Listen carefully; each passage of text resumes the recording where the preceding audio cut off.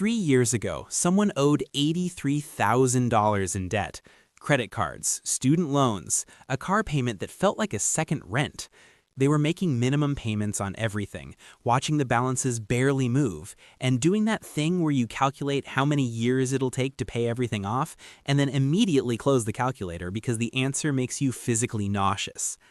They tried the standard advice, cut expenses, made a budget, threw extra money at the highest interest rate first, and you know what happened? Nothing.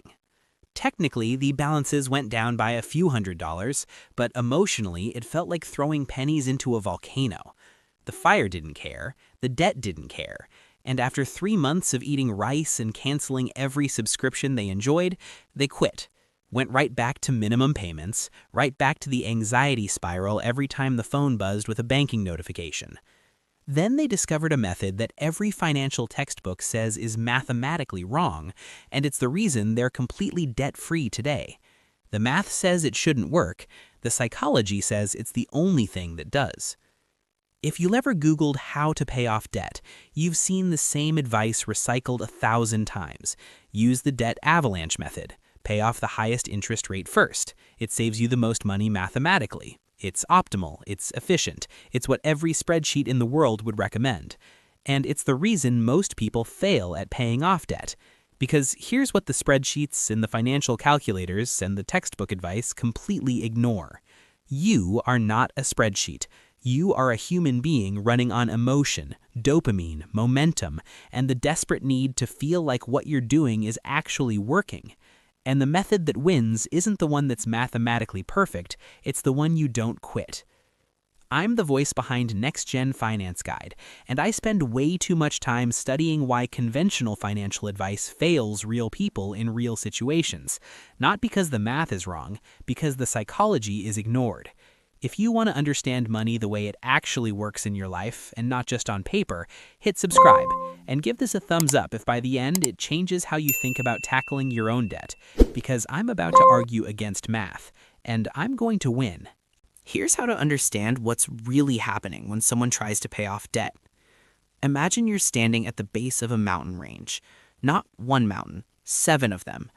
Each peak represents a different debt. Credit card, student loan, car note, medical bill, personal loan, another credit card you forgot about, that store card you opened for the 15% discount 3 years ago. The avalanche method says climb the tallest mountain first. Mathematically, it's the most efficient route. But you know what happens when someone stares up at the tallest mountain from ground level? They feel crushed before they take the first step. They climb for weeks and barely see progress. The peak is invisible behind clouds. And eventually, they sit down, pull out their phone, and order something online because at least that gives them a hit of dopamine. Now, imagine instead you start with the smallest hill, the one you can summit in a few weeks. You reach the top, plant a flag, and for the first time in years, you feel something radical. Progress. Real, visible, undeniable progress. That feeling doesn't just feel good, it rewires your entire relationship with the debt payoff process. That's the debt snowball method, and it's the counterintuitive strategy that actually works for most human beings. Here's why this matters more than the interest rate math. Your brain runs on something neuroscientists call the progress principle. Research from Harvard Business School found that the single most motivating factor in any long-term effort isn't the size of the reward at the end. It's the feeling of making meaningful progress along the way. Small wins trigger dopamine. Dopamine fuels motivation. Motivation sustains consistency. And consistency is the only thing that actually pays off debt. Not optimization, not perfect interest rate calculations. Consistency. A study from the Kellogg School of Management at Northwestern University looked at thousands of people paying off debt and found something that made traditional financial advisors uncomfortable. People who paid off their smallest debts first were significantly more likely to eliminate all their debt compared to people who followed the mathematically optimal avalanche method. Not because the math was better, because they didn't quit. The avalanche method has a higher completion rate on a calculator. The snowball method has a higher completion rate in real life. And you don't live on a calculator. Let me show you exactly how this played out with that $83,000 in debt.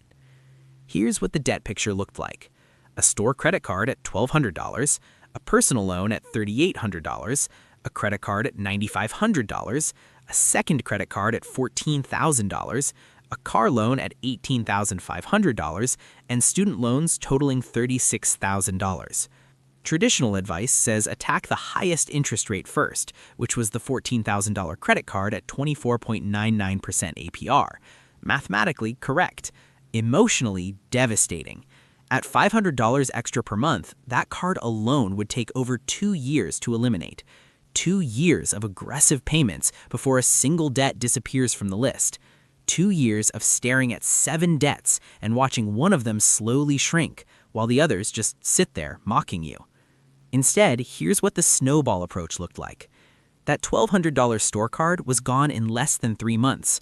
First flag planted, first win banked. The $3,800 personal loan fell 5 months later. Now, the money that was going to those 2 debts rolled into the $9,500 credit card, like a snowball picking up mass on a hill. Each debt that disappeared freed up more cash for the next one, but more importantly, each debt that disappeared proved something.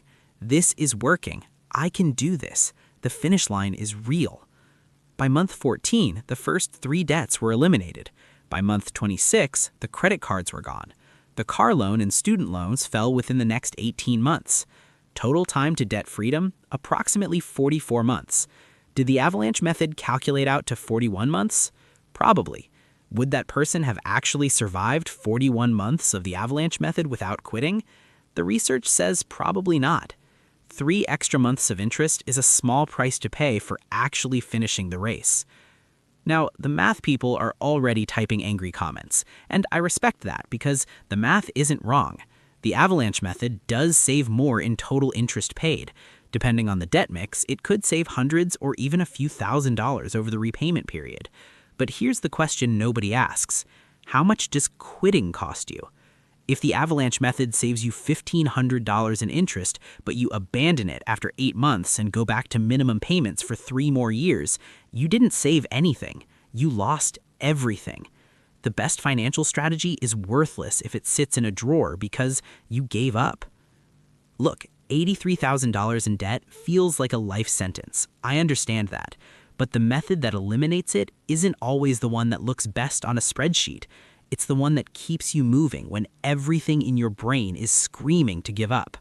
Start with the smallest debt. Kill it fast. Feel the win.